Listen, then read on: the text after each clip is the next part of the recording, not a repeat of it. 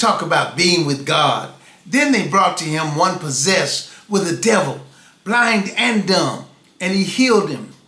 But when the Pharisees heard it, they said, he's casting out devils by the prince of the devils. And Jesus said, every kingdom divided against itself is brought to desolation, and every city or house divided against itself shall not stand. If Satan casts out Satan, he is divided against himself. How shall his kingdom stand? But if I cast out devils by the Spirit of God, then the kingdom of God is come unto you. How can one enter into a strong man's house and take his goods, except he bind the strong man first? Listen, he that is not with me is against me, and he that gathereth not with me scattereth abroad. What does it mean to be with God? To be with God means to be clear on what side you're on. Being with God may mean something different than you think. My objective is to help people evaluate whether or not they are with God. So, how can I know I'm with God? Well, when you understand this passage, you will know what it means to be with God. Jesus makes it simple. He makes it clear. We're either with him or we're against him. There are no two ways about it. There can be no middle ground. This is what is called a dichotomy. A dichotomy shows a clear distinction and contrast between working to build the kingdom or coming against the kingdom, even through neglect. I don't know how else to say this, but unless you can look at your life and identify exactly what you're doing to advance the kingdom of God, then you may be in opposition to Jesus. The people in a company who are not working towards the company's goals are destructive. Even if they're just goofing off, they're enemies to the company. That's how we should evaluate most things in our lives. Whatever is not helping you may be hurting you. Jesus had amazing clarity. He could uncomplicate things. He said either you're actively gathering with me or you're scattering the things which I'm gathering. The scattering, I get it. But what if I choose neither to gather or scatter? Jesus says, then you're scattering by default. Let me be clear. That means if the sum total of your life does not add up to your advancing God's kingdom, then your life is detrimental to the kingdom of God. This means you can't be giving with one hand and taking with the other. That would be like a man saying, I take care of my wife, I take care of my home first before I go to the strip club. That's like saying I do my work at work, so it's okay to steal the supplies that I need on the side. These things are obviously negative, but what if I just opt out and do nothing? Jesus taught that doing nothing is scattering abroad. He defined not gathering with him as scattering abroad. Jesus told those Pharisees that they were getting on the wrong side of things when they accused Jesus of using the devil's power to cast out devils.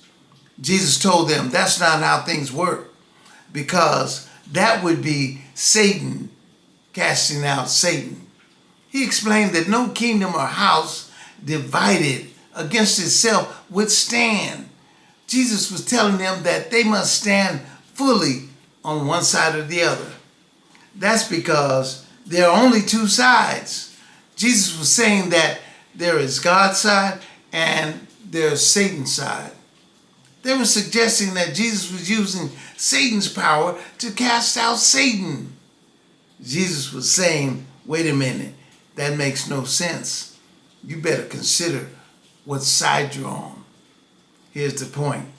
To take over a strong man's house, first you must do battle with the strong man in the house. Jesus was saying, I did battle with the strong man of the house, so how could I be on his side. Come on, this is not rocket science. There are only two sides. God and Satan are clear about what side they're on. What about you? Are you clear about what side you're on? Jesus taught that you can tell what side you're on by what you do.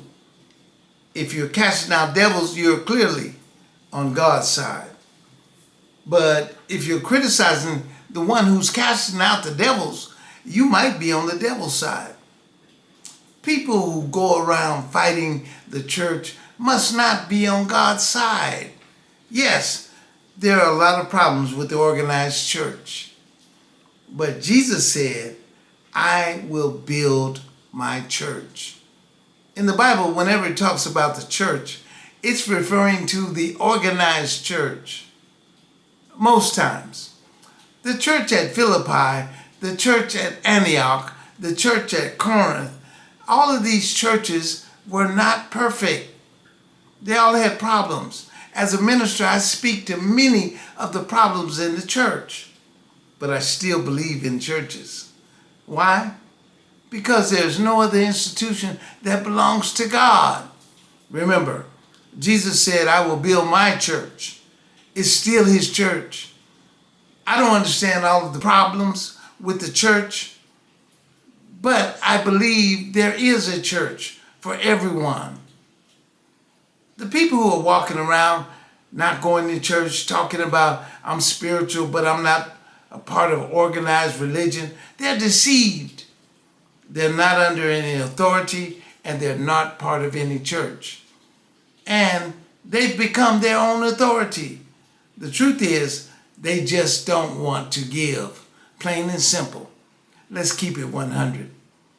They say all the pastors are using the devil's power to cast out devils. Do you mean to tell me that all churches and all pastors are using the devil's power? Do you mean to tell me that you're the only true believer? Remember, Jesus said, he that is not with me is against me. There's not another choice. If we're not gathering with Jesus, then we're scattering abroad. I know the church has let a lot of unrelated stuff in, but I still say, don't give up on the church. Find a good one and start one if you must. Let me ask you a question. Who do you think is gathering the most for God? The people walking around talking negatively about the church, or the churches that they are talking negatively about? It's not just gathering souls. It's prayer gatherings, it's worship gatherings, it's fellowship gatherings, and just gathering to do the work of God. I know there are many unchurched people who are sincere. They're unchurched, but they're sincere.